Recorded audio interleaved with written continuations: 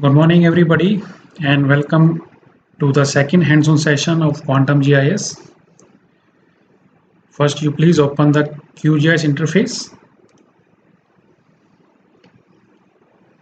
and I hope that you have saved the last project we were working on. We will start from same project, and today we will learn about some more about symbologies. Then how we can introduce scale dependent visibility of the feature in a map. And then we will learn about the classification of the data, means the different features in a single vector layer, how we can classify it. Okay, means giving different symbols and different color of different entity in a single vector layer, how we can do that. And then we will learn about the projection system in GIS. What is GCS, what is PCS, how we can convert from GCS to PCS, and also if you have data in one of reference system, then how you can convert data from one reference system to another reference system. That we will learn today. So this may be 40 and 50 minutes lecture. I hope you will enjoy it. So I request you open that project we were working on. This one, the project we were working on.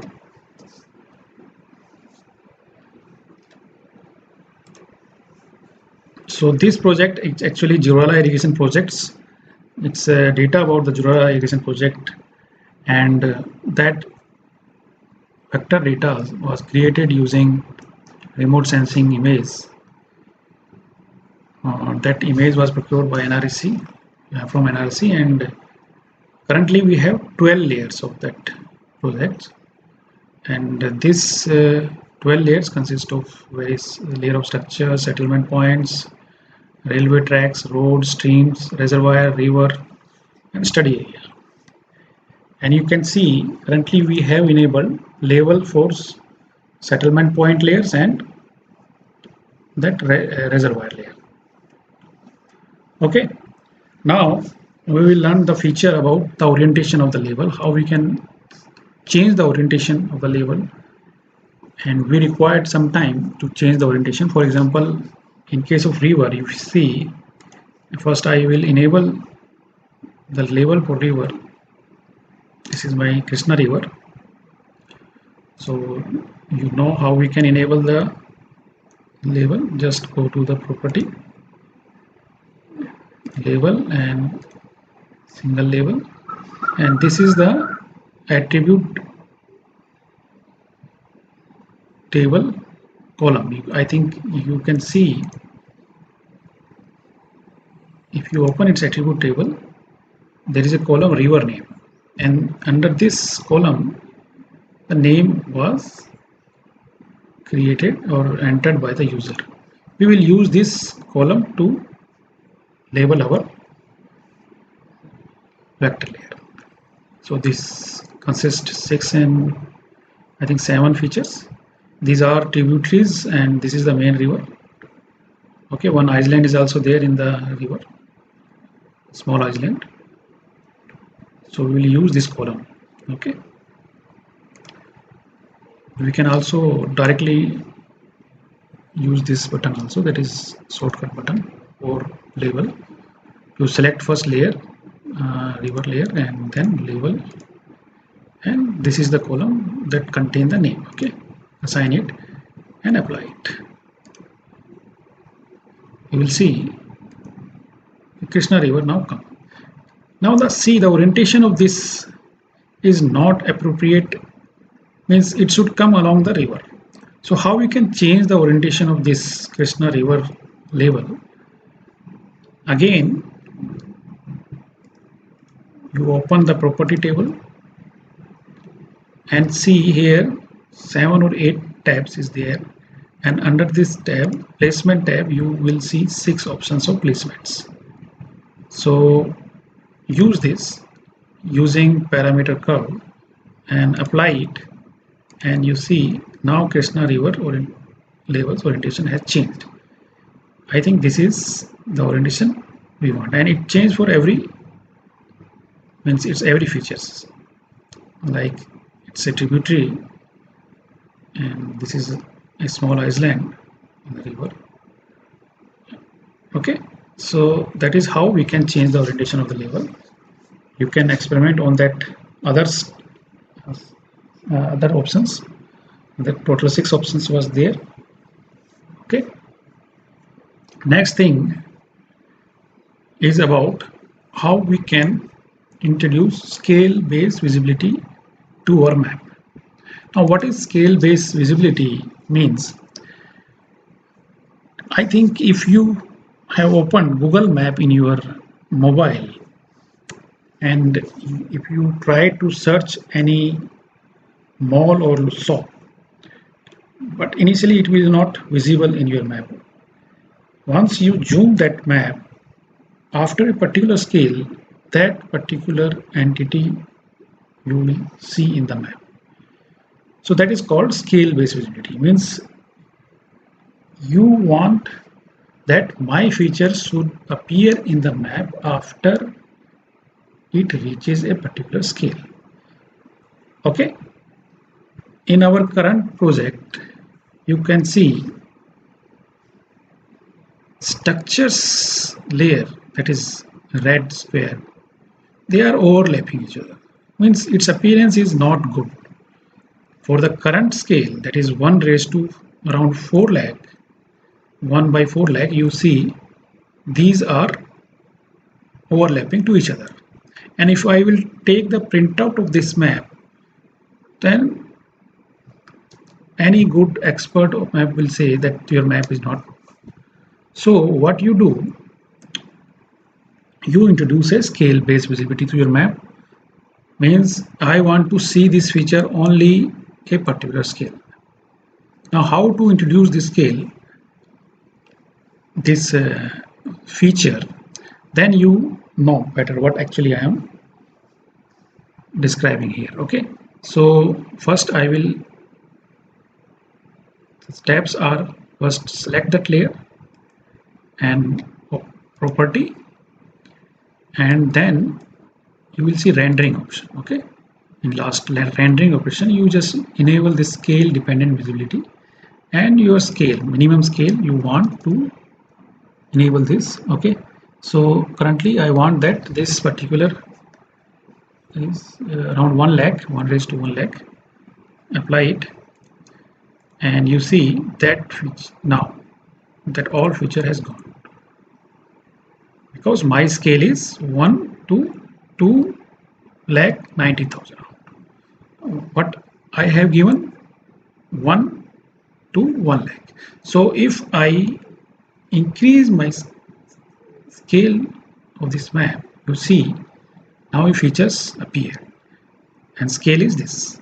Means if my scale is greater than 1 to 1 lakh, the feature will appear in the map. But as soon as you reduce your scale map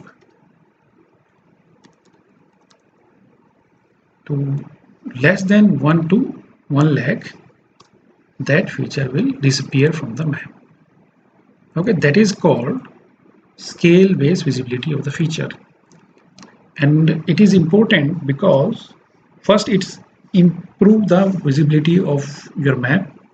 Also, during printout of that map, means if you want to export this map in PDF and then print that map, it will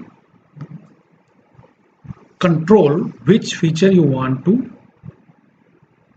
show in a particular scale of map. Means if you want to take a print out in A4 size, then if you try to show this structure features in that map will become, means this feature become overwhelming in the whole map. But if you take this map in an A0 size paper, then maybe the scale, that is 1 to 1 lakh, it's suitable for A0 size, and that feature will appear in that map. So you are making actually a dynamic map, and you are controlling which feature should appear on which scale and which feature should not be appear on which scale. So that is how you can make a dynamic map. Okay. Similarly, you can introduce this feature in a label also. Currently, the labels you see, they are very overwhelming to that whole map of the command area. So what we can do, we introduce same, that is 1 raised to 1 lakh, means this scale, this particular label should come if my scale is greater than 1 to 1 lakh. Okay. So how to introduce this feature in labels? Same, you open that property. So that layer is settlement point, which okay, and then open the property and labels. Again, you see rendering option here. Okay, this rendering tab, you enable this scale dependent visibility and put 1 lakh here. Okay, and apply it. Now that whole label has now gone because my scale is less than 1 to 1 lakh. So if I increase my scale greater than 1 to 1 lakh, then these all labels will appear in that. So that is actually scale based visibility and how we can introduce. I hope you learned the steps, and it is actually important. That is why I thought that it should be told to you. Next thing, we will learn about the classification of data. So what classification of data means? See,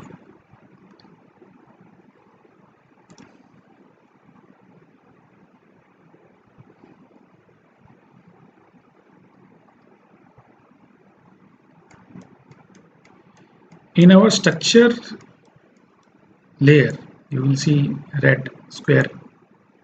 These layer contain the location of the structures along the network, canal network. Structures means aqueducts, bridges, okay, superstructures. So these are the location of the structures. But currently we are using a single symbol to describe all the structures. So when you take the printout and give listen, then maybe the user of that, maybe the person who want to see the map will confuse, means where is that aqueduct and where is the bridges. Okay, so you want that a proper symbol and proper color in a single vector layer. So what we have learned today,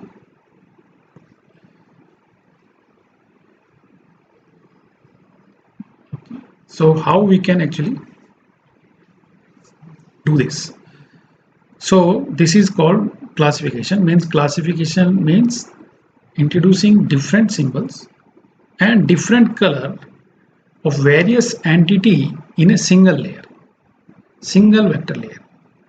Okay, in GIS typically we use 3 type of classification. One is unique value classification, second is graduated classification, and third is rule based classification. Other option is also there, but these 3 are most important and generally used. What is unique value classification means? If your layer contain features which have a unique value, for example structures, if you try to open the attribute table of this structure, you will see we have here structure code for that layer. Structure code means user have used code to define the structures. One means it's a aqueduct, 2 means it's a bridges. So like that he has created this attribute data. So each different feature contain a unique value, and once you use this value to classify the data in a layer, that is called unique value classification. So how we can do unique value classification? First you select that layer, okay,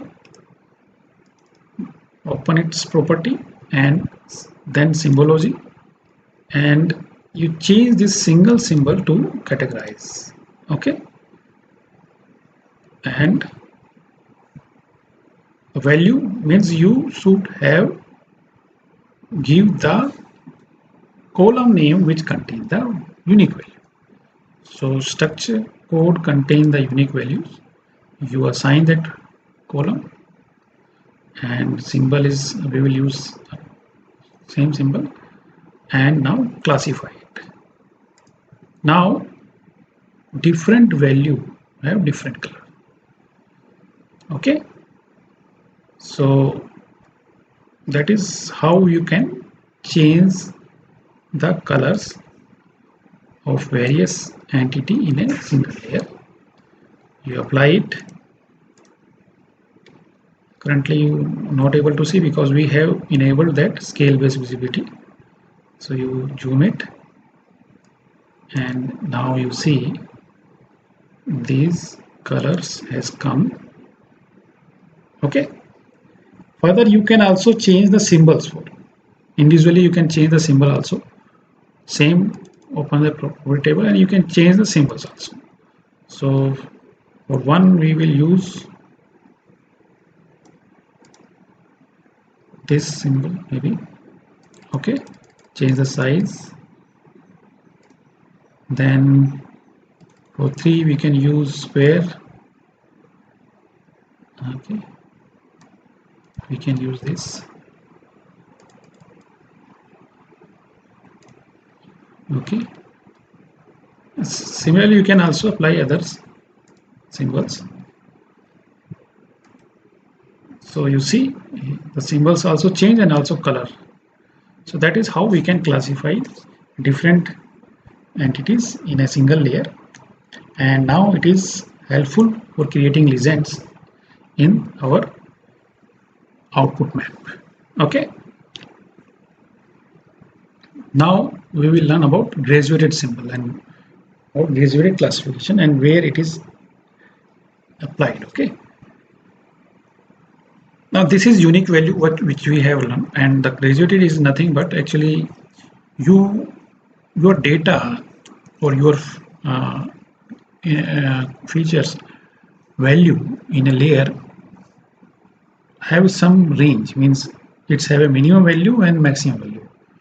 For example, if you have a vector data of contour map and your contour value is changing from 100 to 1000 meter, and you want to show the map, means you want to show the contour in the map like that, 100 to 200 the color should be red, 200 to 300 color should be yellow. So you are giving an interval, and in that interval the color will be different.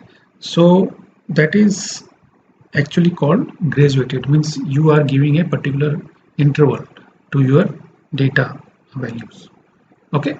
It's not a unique value but a interval.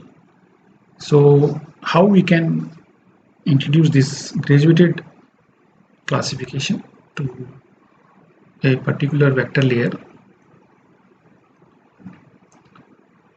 So we will use this reservoir layer, okay, to introduce this feature. So reservoir, if you open that attribute table, you will see a one column that is area. It's actually area of the reservoir in meter square, and this is in kilometer square.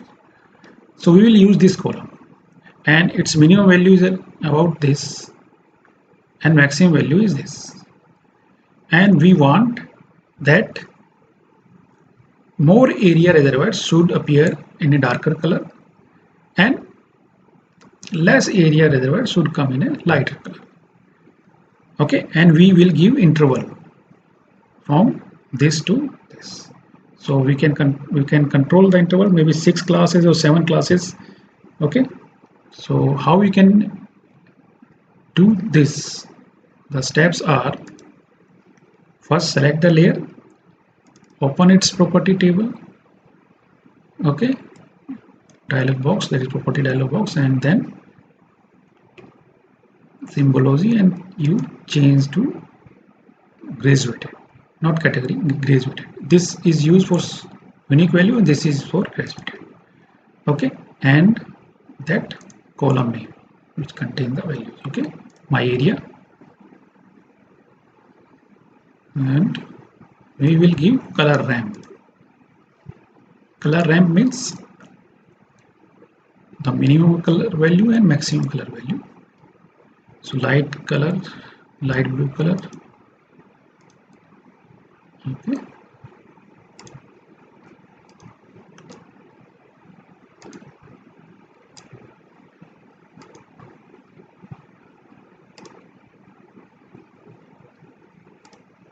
and dark blue color we can give.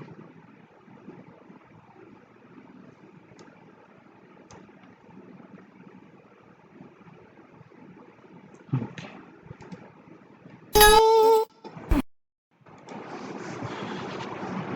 and then classify it. So you see, currently we have 5 classes. So areas minimum value and maximum value, we have given interval of 5 classes, and this is the colors of each interval, and we apply it, and okay. Now this is called graduated symbol. If you full zoom your map, you can see higher area have darker color and very less area this is have lighter color. Okay, and this is also, you see, very light color. So this is called graduated classification. Same steps you can apply for a contour map also. A contour map have a range, so you divide your range into different 5 or 6 interval, and you can give different colors to the different. Currently we have used only single color ramp, so you can also use a different color ramp or a random color ramp. You can also use that, and you can classify your data in a map. Okay, now why it is important? Because it's first, it's helpful while making legends. Second, it's also helpful to distinguish the features from other features, and also it your map become more informative. For example, in contour map, you can very well define low lying area and high lying area and middle lying area by showing the different colors. Okay, so this is graduated classification. Okay, now we will see next feature of the GIS, or you can say quantum GIS, is about how we can calculate the area or length of the feature. And I think it is a must person, any GIS user should know how we can calculate the area and length or other parameters of a GIS map. So GIS is not only to produce map, but also you can do some analysis. Means you can calculate the area, length. Okay, you can overlay one map to another map, and you can also create some information from overlapping of two layer or two maps. Okay, so now we will learn how we can calculate the area. I think you have seen this reservoir, and there is a column is my area, and here the area has been calculated. Okay, now you should know first this thing, that if you use ArcGIS, then if you will digitize any data and you create a vector data, So ArcGIS will automatically calculate the area. But in QGIS, you have to calculate manually. Every time if you change the feature or you modify it, every time you have to recalculate it. Then only you will see the latest area of that particular feature in the map. In QGIS, please remember, you have to update the value if you change the feature in a particular layer or modify it. Now, how to calculate?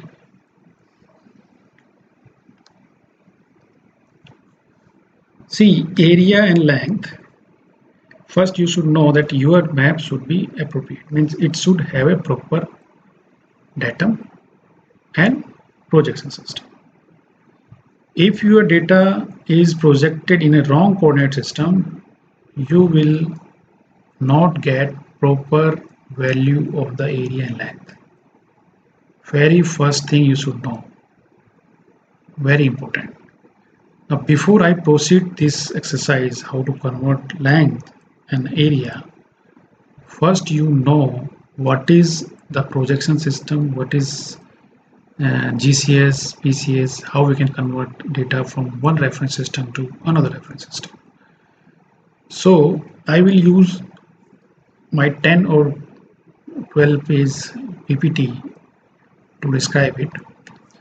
So right now I will minimize this QGIS interface and I will open my PPT.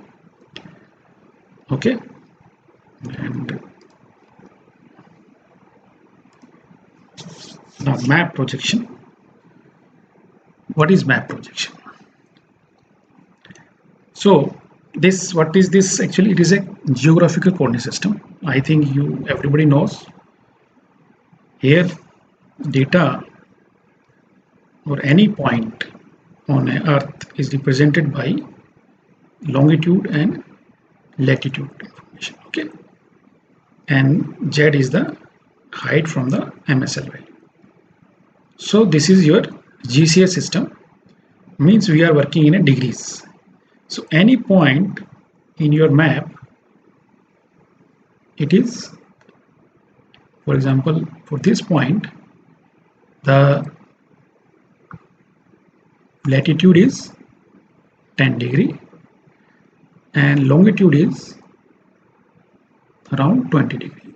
So this point is called, what is, how we can define this point? It is, we can define like that, 20 east and 10 north value and 20. Okay, so E20 and N10, I think. Okay, so this is how we can denote a point on earth in form of longitude and latitude. So this one is longitudinal value changing and this one is your latitude value changes, and this is the angle is calculated from the Greenwich Mediterranean. Okay, and for latitude it is 0 is for equator. Everybody know, I think. Now I will take a small exercise. What is the length of 1 degree increment on a meridian and on a parallel at 30 north and 90 west? This is the point location, 30 north and 90 west. If we go 1 degree increment, how much length we actually cover on a meridian and a parallel? So I think this mathematics everybody know. In a GCS system, if we go along this A to B, the length is your radius of earth and your latitude angle difference, okay, from A to B. And length on a parallel, this is called parallel, is calculated. First you have to calculate your radius r, and that is actually r cos phi. Phi means the latitude. So you calculate the r and then you multiply with this angle, that is longitudinal change. Okay, and you have this formula series re delta lambda cos phi.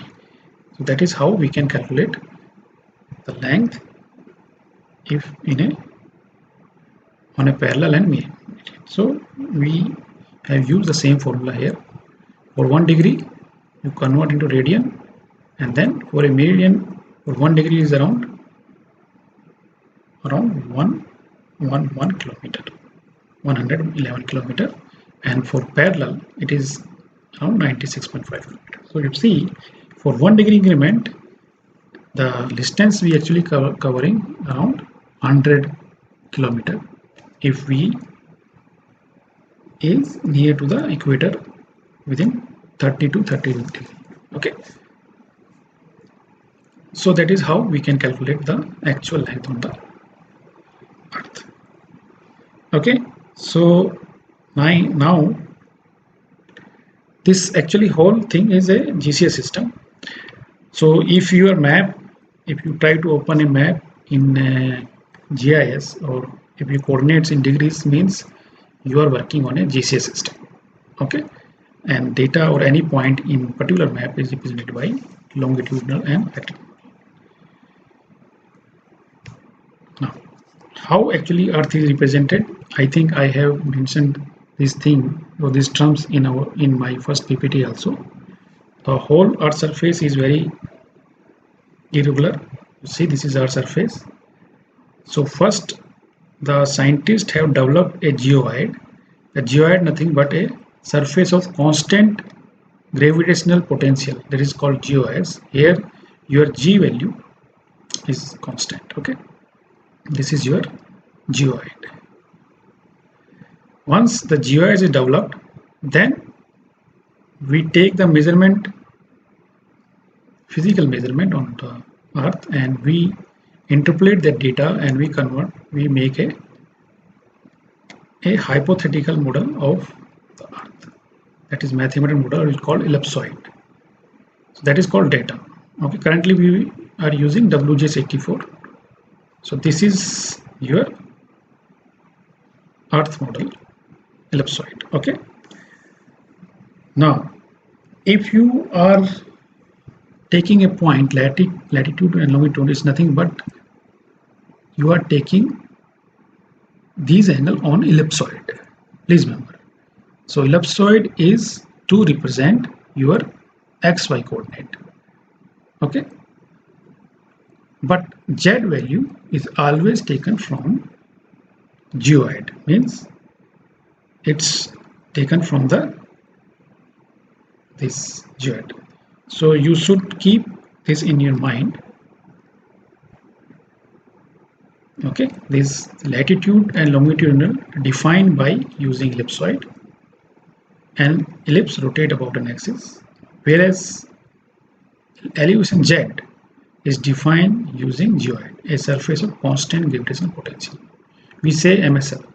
Okay, and the observation made on the geoid are transferred to a hypothetical regular geometric reference system, that is called ellipsoid, for the mathematical computation of the geodetic data reduction, also called geodetic datum or map datum. And the accuracy of such computation and map is directly affected by the suitability of the datum used. So that is very important. First, you have to select the proper datum of your observations or your map. Once you have selected proper datum, then using suitable projection, you represent data in a GIS map. So that is whole concept behind GIS. You have a geoid, it is converted into ellipsoid, and then using different projection system, cylindrical, conical, and projection, you have a GIS map. Okay, so this is the main principle behind the GIS map, how it is converted from a ellipsoid surface to a rectangular coordinate. Now what is cylindrical, conical and azimuthal projection system is nothing but, if you see map projection, what is cylindrical means, suppose you take a transparent globe and in that transparent globe you put a bulb, okay, and you cover this transparent globe by a world map, that should be opaque, okay. So if you illuminate this bulb, the shadow of that, shadow of this map will taken on a cylinder which is wrapped around this globe, okay. So suppose you outline the shadows or you make the shadows, and then you have taken whole map shadow in the cylindrical, and then you cut it and you flatten it out. That map which is now is in this flat surface, it is called cylindrical map projection. This actually the way of describing, in GIS it's used different mathematical equations to make the flat surface map, okay. And this type of projection is called cylindrical map projection. Conical projection, if we take any cone, okay, instead of cylindrical, and that projection of the whole map on a cone and then cut it out and flatten out like this, then the world map which is represented by this is called conical projection, okay. This is called conical projection, okay. This is also a particular set of equation we actually using in GIS, and we can have this type of projection also. And if we use a plane surface like this and we take a projection like in this direction like this, then we will get azimuthal projection, okay. So this is just to represent how actually the conical projection and how it is cylindrical, conical and planar projection. Now if you see, if you try to see the map from a spherical or a ellipsoid to a flat surface, definitely there will be some error, okay. Means feature will be distorted in this particular process. In case of cylindrical, you see the feature near to the equator have less distortion, whereas feature away from the equator will have more distortion. So this type of projection, cylindrical, we will use for measurement of the things or a feature which is near to the equator. Then conical or cylindrical projection system must be used. For conical, we can use this particular projection system. If suppose my cone is touching this parallel, then the data or any feature around this parallel will be more accurate than the other parallels. But the orientation of this cone can be changed, and we can define different conical projection for different location. So if your data is near to polar side or near to the polar, then we can use conical projection system, okay. And this planar is just generally it is used for giving directions. Means if you don't want to distort the directions, means for suppose in navigation system also, and for aviation generally this map is used, because here your direction is actually conserved, okay.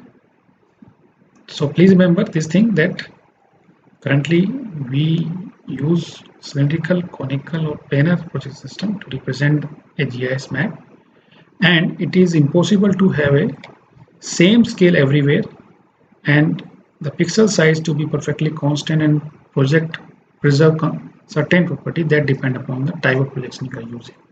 So these things you should keep in mind that all map projection distort features. First thing you should know. What is conformal and orthomorphic projections?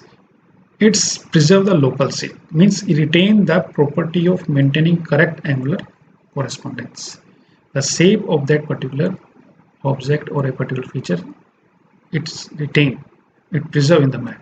So they are commonly used for navigation and meteorological tasks. And the example of this type of projection system is called conformal and orthomorphic, and UTM and LCC is two type of projections we generally use.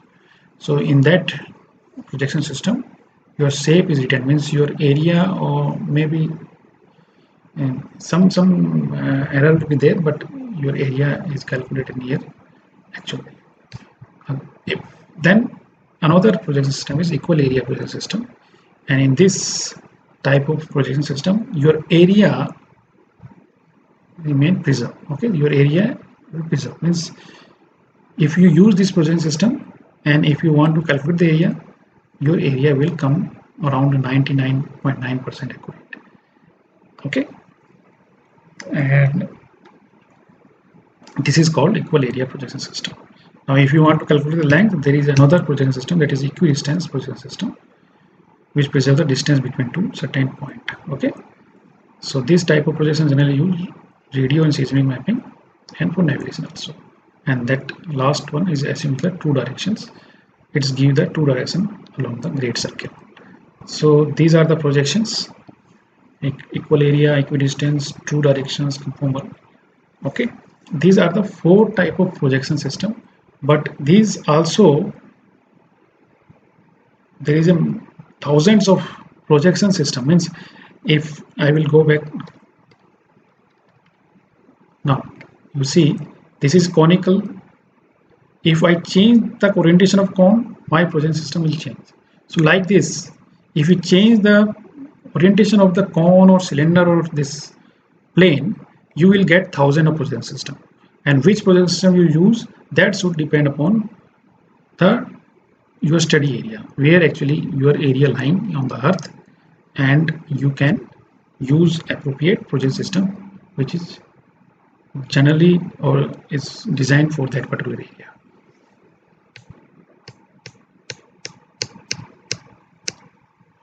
So it is usually impossible to preserve all the characteristics at the same time in a map projection. A map projection is a compromise that distorts all the property of area, distance and angular conformity within some acceptable limit. You need to use a map projection that provides the best characteristics of your analysis. For example, if you need to measure distance of your map, you should try to use map projection for your data that provide high accuracy of distance. Okay, similarly, if you want to calculate the area, then you should use equal area projection. So which projection should be used? That actually come in when you use QGIS or ArcGIS and you do different type of work, then you get to know which type of projection should use. But most probably for beginners, we use or we prefer UTM projection or LCC projection. Okay, I will tell you what is UTM projection, and datum we use generally WGS84. Just keep this in mind. Right now you have to keep this in mind that datum we will use WGS84, and for projection we will use either UTM or LCC projection. Okay. Now what is UTM? UTM is nothing but it's a universal transverse marketers. UTM, in actually the whole earth is divided into the 60 strips. You will see 60 strips. Okay, and each strip have a different mathematical formula. Means for this particular strip, if you try to convert your data from degree to meter or degree to feet, then you have to use a particular strip which covering your study area. Okay, for India, UTM zone is starting from 42, 43, 44, 45, 46. For okay, suppose Currently we are using a project which is lying in Telangana, and I think 44 zone is covering my area. Okay, so we should use UTM 44. Another thing is you have to tell whether that data is northern hemisphere or southern hemisphere. So because our India is a northern hemisphere, so we should use UTM 44N. If your data lie, or if your study area lie on Maharashtra region, Kerala, Karnataka, or some part of Rajasthan, then you should use UTM zone 43. For Gujarat, we can use UTM 42. Okay. For Bihar, UTM 45. For Northeast, we can use UTM 46N. So that is how we can select the projection system. Okay.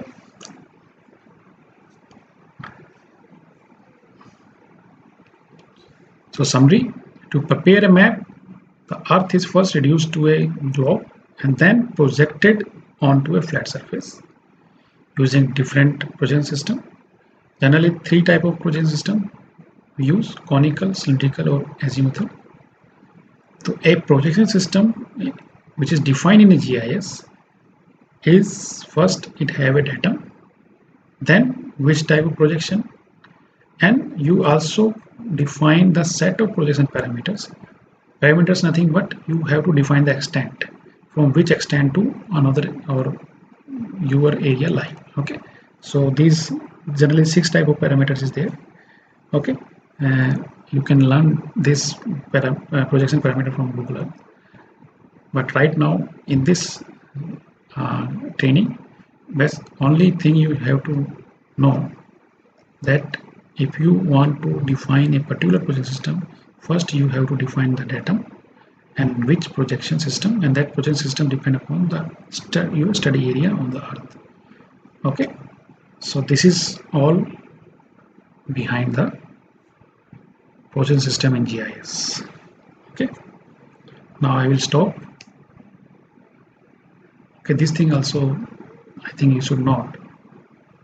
There are hundreds of different projections available worldwide. Each try to portray a certain portion of the Earth's surface as faithfully as possible on a flat piece of paper. In reality, the choice of which projection to use will often be made by you. Most countries have commonly used projections, and when data is exchanged, people will follow the national trend. In our India, the National Space Framework for India used datum as a WGS84 with the LCC projection, and it is recommended by NNRMS standards. So India generally use LCC projection and WGS80. But for our study or our this training, we will use UTM. And how we can convert data from one reference to the other system, I will tell you in my hands-on session. So this is the end of slide, and then now we will switch over to our QGIS session. Okay. So why actually I have told you about the projection system, because if you want to convert data from one reference to another system, first you should know what is your current projection system, and that current projection system is defined by this EPSG. This particular you will see if you open it. Currently I am using EPSG 7756. Now I want to convert the data from this reference system to another reference system. The steps are: first select that particular layer, export, save feature as,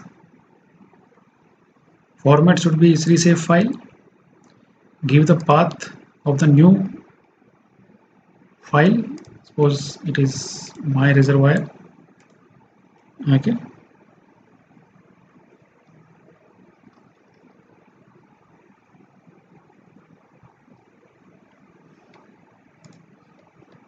and the target CRS means this is the required project system you want actually. So we will use UTM. We'll use UTM 44 North. So this is our target CRS. Select it and just press OK. New layer is created in the new project system. That is how we can convert the data from one project system to another project system. You can see this. If you see the property, this is your original layer. Here projection is WCS84 Andhra Pradesh. It is LCC projection actually. And your new layer, what you have created, it is actually UTM 44N project system. Okay, so this is how actually the projection. WCS84 is your data slash, after that it is your projected projection UTM Zone 44. It's a cylindrical projection. Okay, so I hope that you learned how you can convert data from one projection system to another. So I think I can remove this layer because this was created only to show you how we can convert one reference system to another reference system. Okay, we can remove this layer.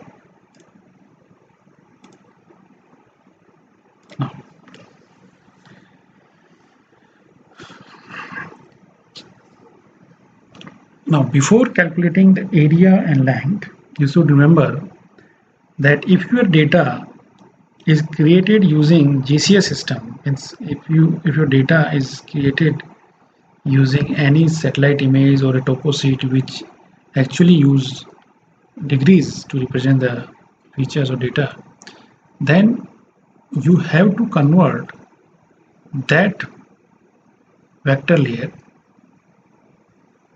from WCS84 to a particular projection system, UTM or LCC, because you want to convert data from degrees to meter or feet. Okay, so I told you that how we can convert your data from one project system to another system. Now this reservoir layer is currently using LCC projection, so my data is right now is a projected coordinate system, which is a PCS system. Okay, so again, you please keep in mind, if you trying to calculate area or length, your data should be in a PCS system, projected coordinate system. It should be in degree, not in degree, it should be in meters feet. So you see currently your coordinate is showing in meters. If you see, there is no degrees there. Okay, so that is means we are actually working on PCS system.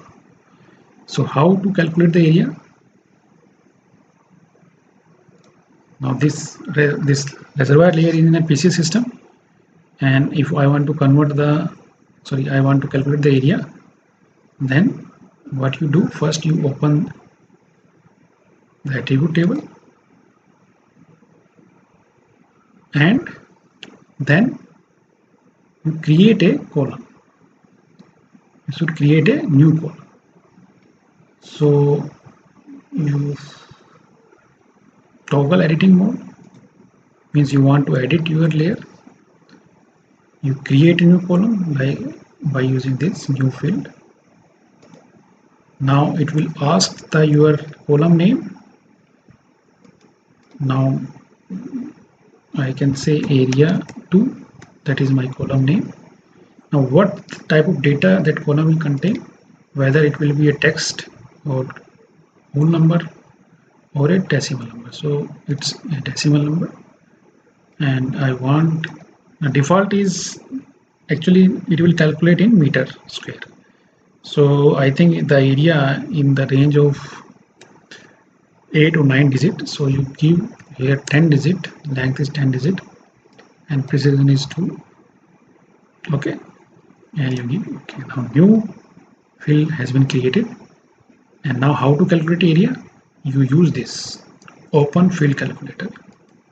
Open this, then update existing field. Which field you want to, or which column you want to update, you specify it from here, area 2. Okay, this is the column you want to update, and then go the variables and go to the geometry. In geometry you will find $sign area.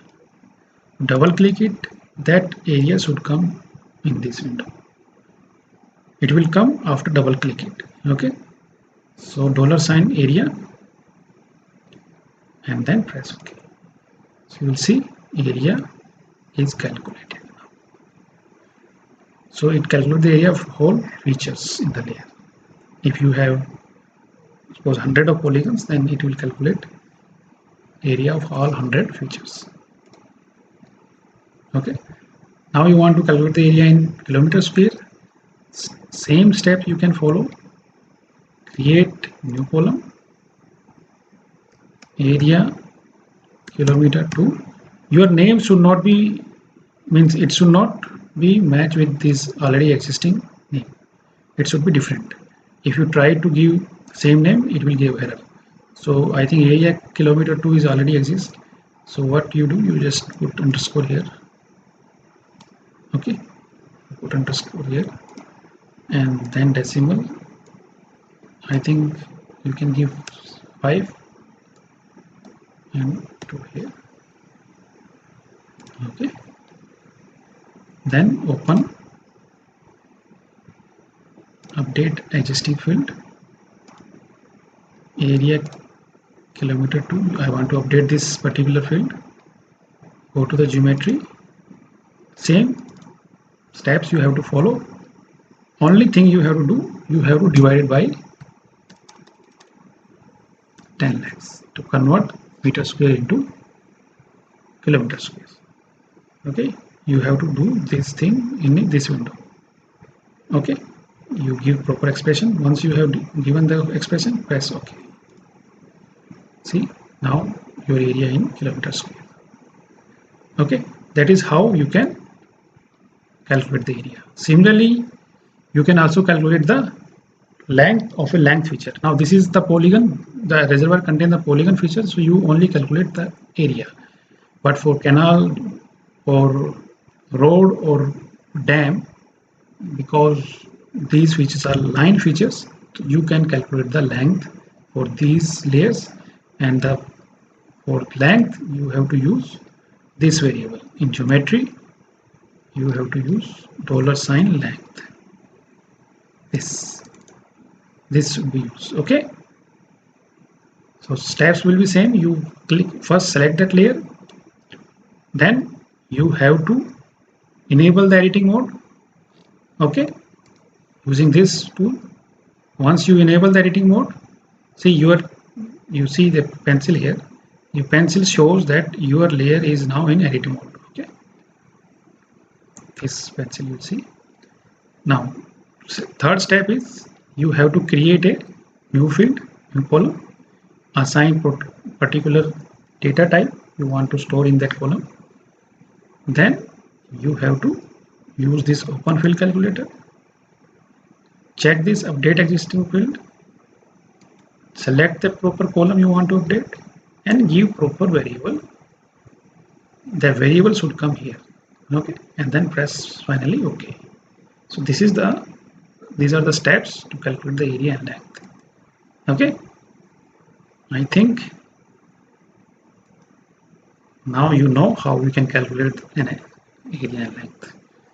So that was all the topic I want to cover in this session.